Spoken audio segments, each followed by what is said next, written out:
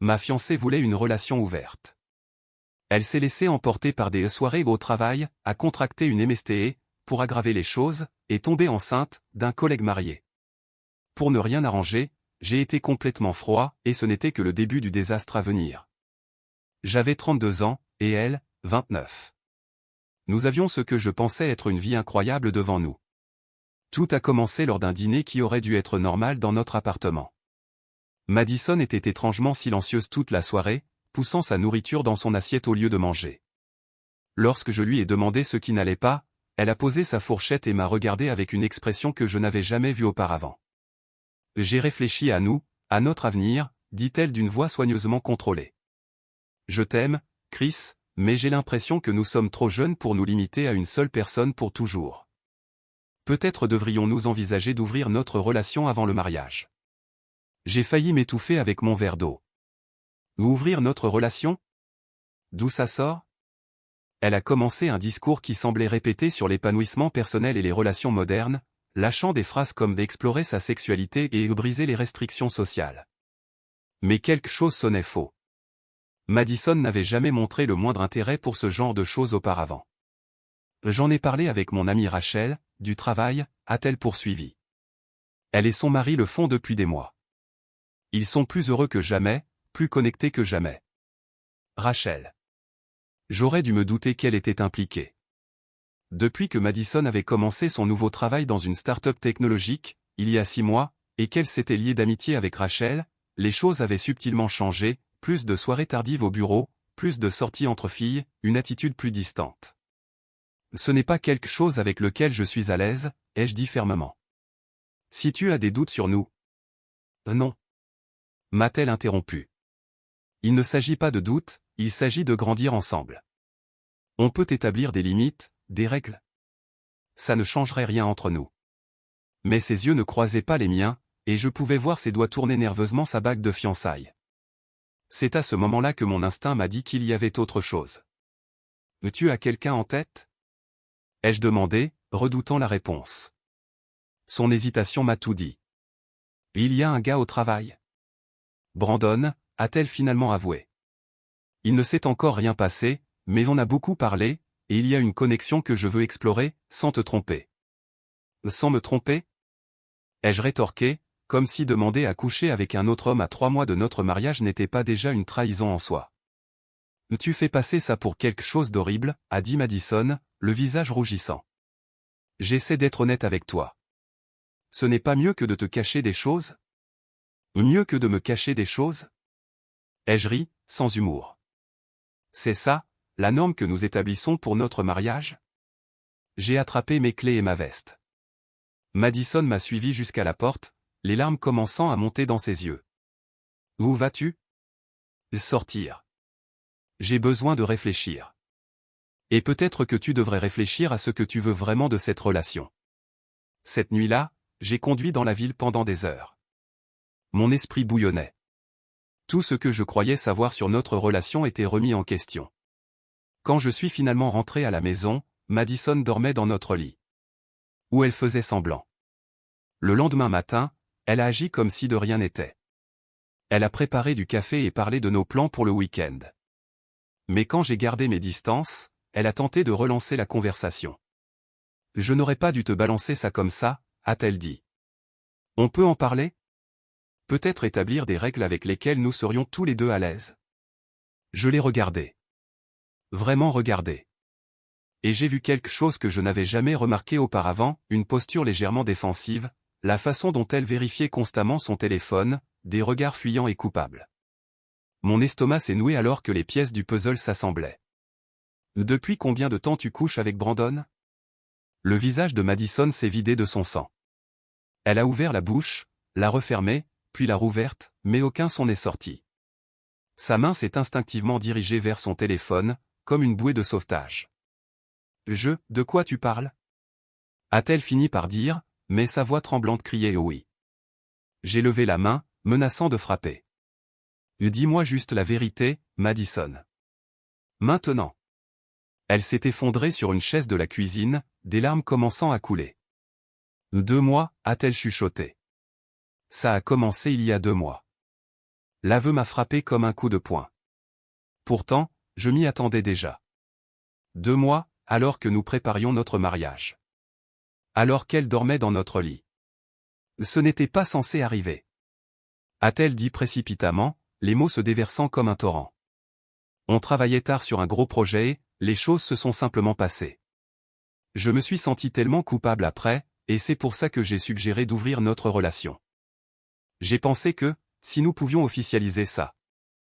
Tu pensais pouvoir obtenir une permission rétroactive pour me tromper? Je l'ai interrompu, ma voix dangereusement calme. Te sentir mieux par rapport à ta trahison? Non. Enfin. Peut-être. Je ne sais pas, elle a enfoui son visage dans ses mains. J'étais perdu. Brandon m'a fait ressentir des choses que je n'avais pas ressenties depuis longtemps. Mais je t'aime, Chris. Je t'aime vraiment. J'ai pensé que peut-être, si nous pouvions être ouverts à ce sujet.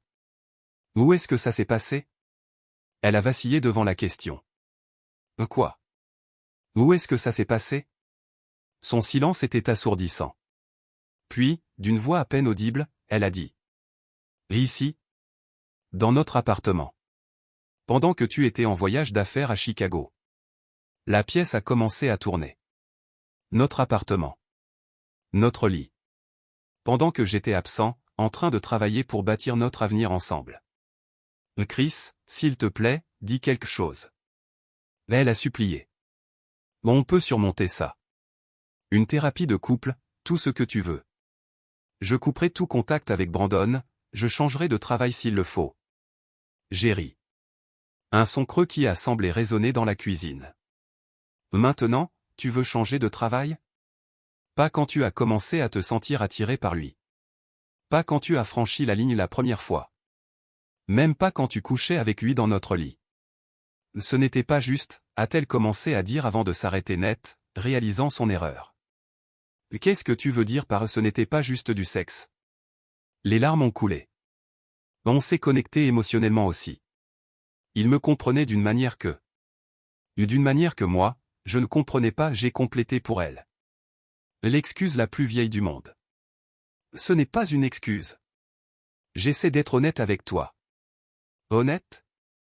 J'ai frappé la table du plat de la main, la faisant sursauter. Être honnête, ça aurait été de me dire que tu étais attiré par quelqu'un d'autre avant de coucher avec lui. Être honnête, ça aurait été d'admettre que tu m'as trompé, au lieu d'essayer de me manipuler pour accepter une relation ouverte. Ça, Madison, ce n'est pas de l'honnêteté. C'est du contrôle des dégâts. Elle a tendu la main au-dessus de la table pour toucher la mienne.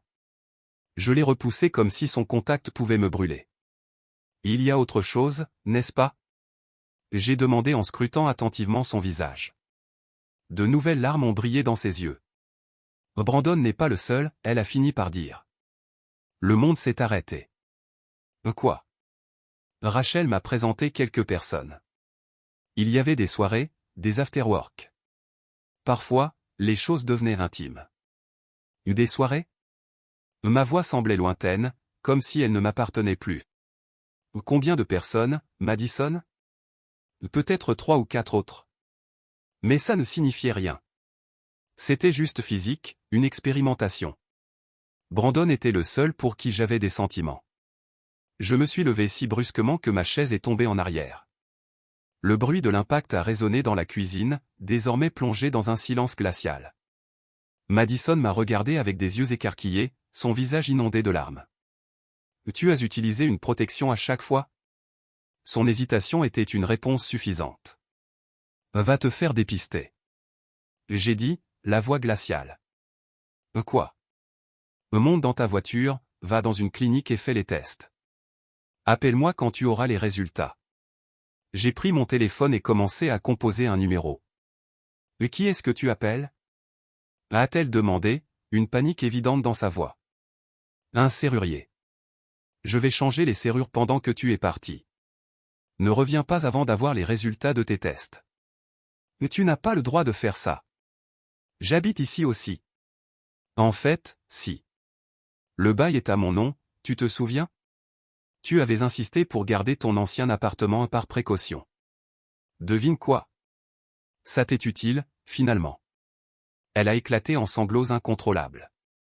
S'il te plaît, Chris. Ne fais pas ça. On peut arranger les choses. Je ferai n'importe quoi.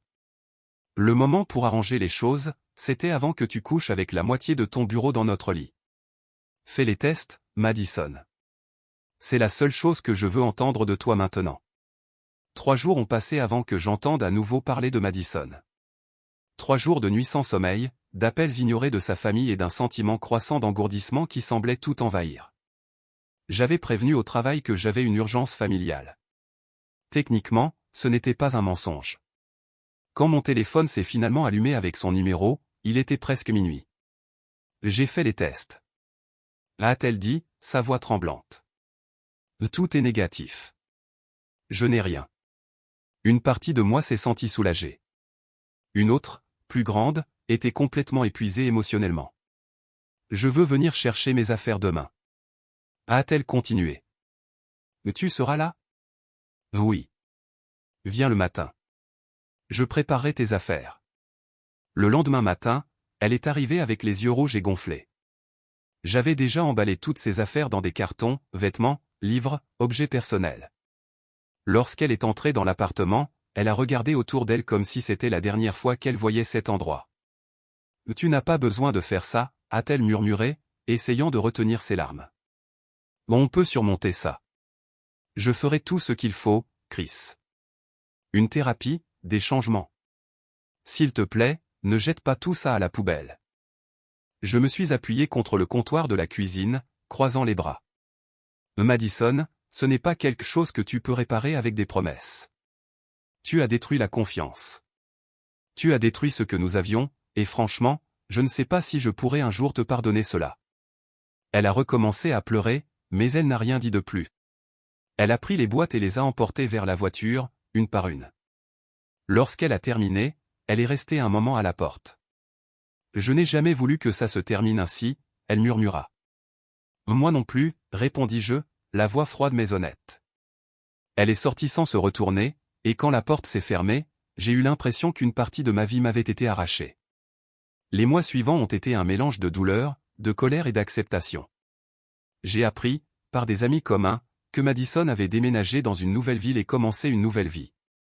Je n'ai pas pris contact, et honnêtement, je n'ai pas envie de savoir comment elle va. S'il y a bien une chose que j'ai apprise de tout cela, c'est que la confiance est la base de toute relation, et quand elle est brisée, parfois, il n'y a plus de moyen de la reconstruire. Minuit.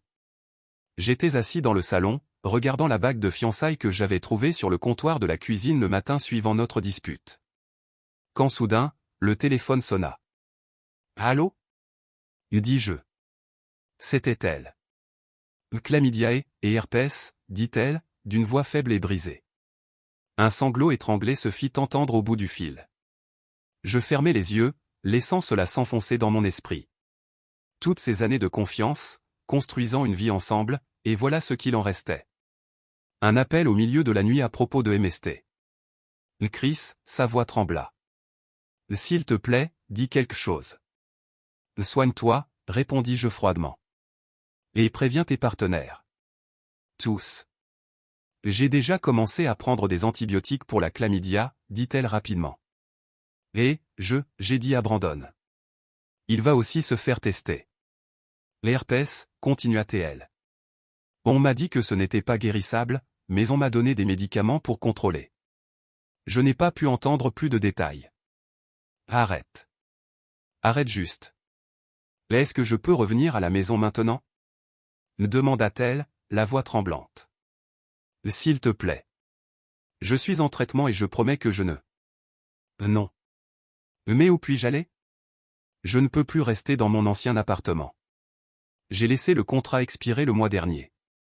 Bien sûr qu'elle l'avait laissé expirer.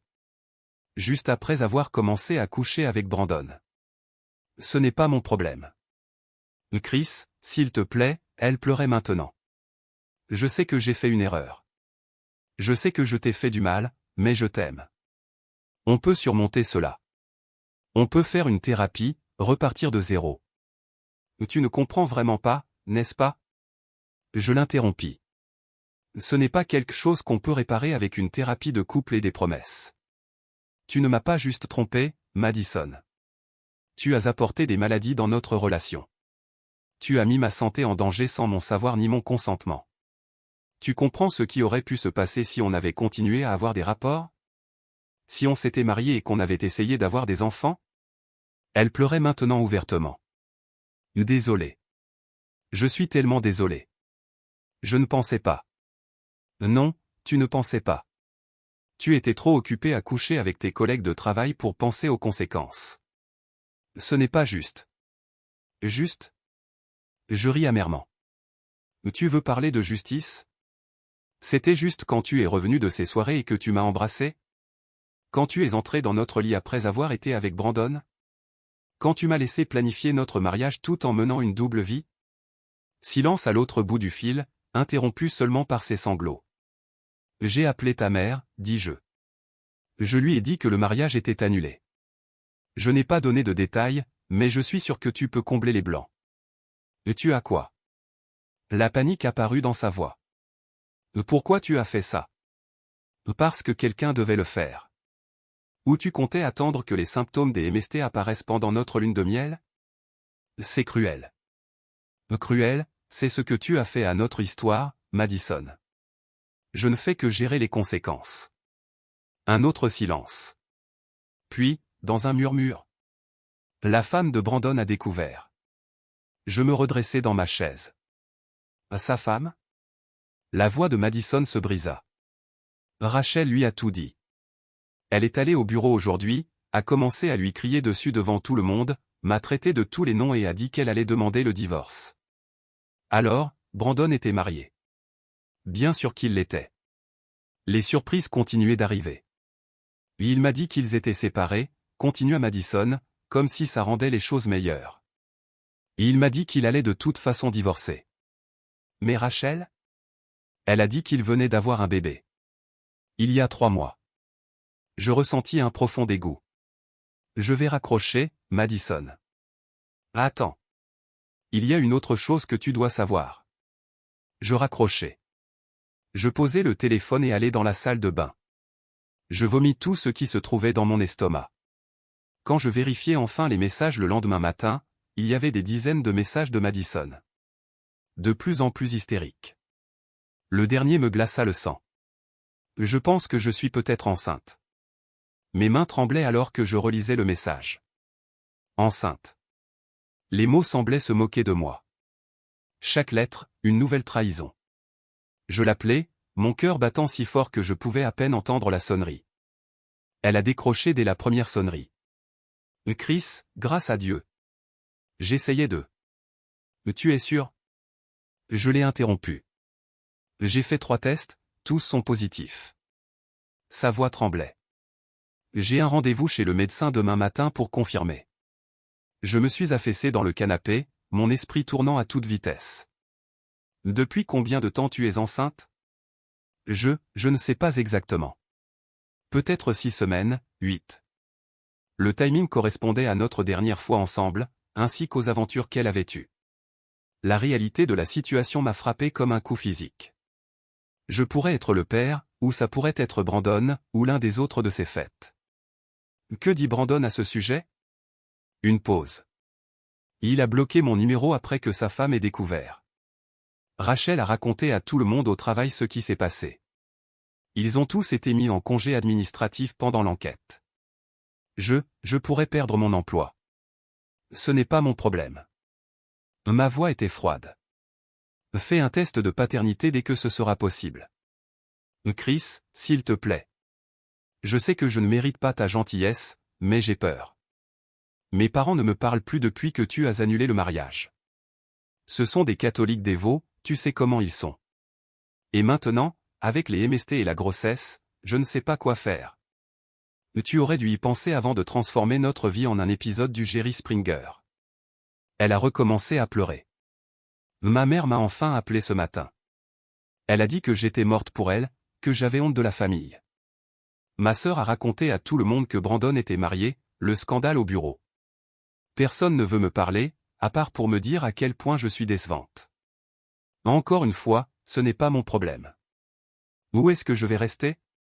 Qu'est-ce que je vais faire? Je ne peux pas payer un endroit seul si je perds mon travail. Surtout avec un bébé en route. Laissez la femme de Brandon. L'ai-je suggéré amèrement. Peut-être qu'elle te laissera vivre chez elle, puisqu'elles deux attendaient des enfants du même homme. Ce n'est pas drôle. Rien de tout ça n'est drôle, Madison.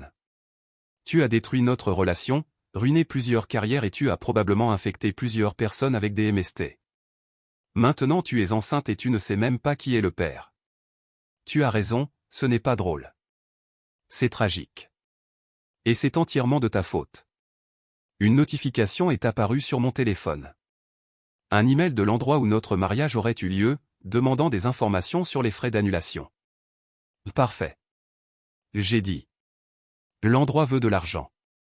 Comme tu as causé ce bordel, tu peux payer les frais d'annulation de tout. Le lieu, le buffet, les fleurs, tout. Mais ça fait des milliers de dollars. Je ne peux pas. Tu aurais dû y penser avant de coucher avec la moitié de ton bureau. Mon avocat prendra contact avec toi concernant les conditions de remboursement. Ton avocat? Sa voix s'éleva dans la panique. Chris, s'il te plaît, est-ce qu'on peut régler ça entre nous? Quand le test de paternité montrera que le bébé est le tien, si c'est le cas. Si, ai-je corrigé. Si le bébé est le mien. Et même si c'est le cas, ça ne change rien à ce que tu as fait. Ça signifie juste que je vais devoir coélever un enfant avec quelqu'un en qui je ne pourrai jamais plus avoir confiance. Tu ne veux pas dire ça. On pourra réparer ça quand le bébé sera né. Le bébé ne change rien entre nous, Madison. Si c'est le mien, je prendrai mes responsabilités. Si ce n'est pas le mien, ça concerne toi et les autres avec qui tu as couché. De toute façon, c'est fini entre nous. À ce moment-là, un autre appel est arrivé. C'était la femme de Brandon. Je lui avais donné mon numéro quand elle m'avait contacté la semaine précédente, tandis que nous assemblions tous les morceaux de la trahison de nos partenaires. Je dois y aller, ai-je dit à Madison. La consultation médicale est ton problème. Préviens-moi juste quand tu pourras faire le test de paternité. J'ai changé d'appel avant qu'elle ne puisse répondre. Et Nicole? La femme de Brandon avait des nouvelles. Tu ne vas pas croire ce que j'ai découvert, a-t-elle dit, sans détour. Tu te souviens des fêtes au bureau dont Madison parlait? Eh bien, il y a des vidéos. Les mots de Nicole m'ont frappé comme un éclair. Des vidéos? Un gars du service informatique de l'entreprise a trouvé ça dans le stockage en nuage de l'entreprise. Apparemment, Rachel a pensé que ce serait amusant d'enregistrer les réunions pour les souvenirs. Le dégoût dans la voix de Nicole était palpable. Les vidéos ont été signalées pendant l'enquête des ressources humaines. Mon estomac s'est retourné. Elles sont graves? Là, c'est grave pour que le service juridique de l'entreprise soit maintenant impliqué. Là, on parle de plusieurs employés, de biens de l'entreprise et de contenu assez explicite. Madison apparaît dans plusieurs d'entre elles. J'ai fermé les yeux, essayant de traiter cela. Elle est au courant? Maintenant, elle le sait. L'entreprise l'a appelé ce matin. Ils l'ont licencié sur le champ. Elle, Brandon, Rachel et 3 autres. Il y a des rumeurs de poursuites criminelles pour enregistrement sans consentement. Mon téléphone a encore vibré avec un message de Madison. Il porte des accusations. Je pourrais aller en prison. S'il te plaît, aide-moi. Je dois y aller, dit Nicole. Tiens-moi informé des démarches juridiques. J'ai appelé mon avocat ensuite. Il avait déjà entendu parler des vidéos par des canaux professionnels et préparait des documents non seulement concernant l'exposition au MST, mais aussi pour fraude. Apparemment, Madison utilisait notre compte commun pour financer certaines de ses fêtes, y compris les chambres d'hôtel et des cadeaux pour Brandon. Mon téléphone continuait à vibrer avec les messages de plus en plus désespérés de Madison. Mes parents ne veulent même plus me regarder. La femme de Brandon me poursuit en justice. J'ai perdu mon travail et mon appartement. Le bébé, je ne peux pas faire ça toute seule. Le dernier message est arrivé alors que je sortais du bureau de mon avocat. Je suis devant ton appartement. S'il te plaît, laisse-moi entrer. Je n'ai nulle part où aller. J'ai fait demi-tour et suis allé dans un hôtel. Je l'ai laissé dehors toute la nuit, si elle le voulait. J'en avais assez d'être son filet de sécurité. Les semaines suivantes ont été un tourbillon de réunions juridiques et de nouvelles révélations.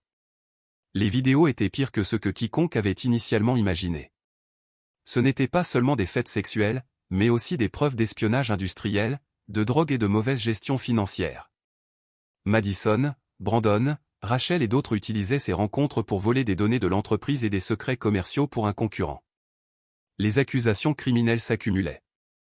Le test de paternité, quand il a enfin eu lieu, a presque été une réflexion après coup. Je n'étais pas le père.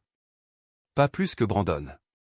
Il s'est avéré que le père était un gars du département marketing qui avait participé à l'une des fêtes. Il était également marié. Avec 3 enfants. Madison a tenté de me contacter une dernière fois, par l'intermédiaire de l'avocat désigné par le tribunal. Elle voulait parvenir à un accord, elle renoncerait à toute réclamation sur nos biens communs si je témoignais en sa faveur, mettant en avant son bon caractère. J'ai transmis la demande à mon avocat sans répondre. J'ai laissé qu'elle fasse face aux conséquences de ses actes sans me servir de moi comme bouclier. La dernière nouvelle que j'ai eue d'elle, c'est qu'elle vivait dans sa voiture, enceinte de 6 semaines, faisant face à plusieurs procès et accusations criminelles, avec sa réputation et sa carrière détruite. Parfois, je pense à la vie que nous avions prévue ensemble, à l'avenir que nous aurions dû avoir. Mais je me souviens des vidéos, des MST, des mensonges, et je réalise que j'ai échappé de justesse à un drame. Ou plutôt, à un missile nucléaire. Le lieu du mariage a finalement cessé d'envoyer des emails concernant la taxe d'annulation. Apparemment, ils ont trouvé la voiture de Madison dans leur parking une nuit, avec elle dormant sur le siège arrière. Ils ont eu tellement de pitié pour elle qu'ils ont abandonné l'idée de la facturer. Je n'ai ressenti aucune pitié. Juste un soulagement d'avoir découvert qui elle était réellement avant de dire « oui ». Je sais que pour beaucoup, j'ai été cruel, mais je n'ai fait que lui retirer la protection et le soutien que je lui donnais avant de découvrir toute cette débauche détestable. Elle récolte simplement les fruits de ses actions. Quel homme digne de ce nom accepterait une trahison pareille dans sa vie? Qu'elle vive bien, mais bien loin de moi.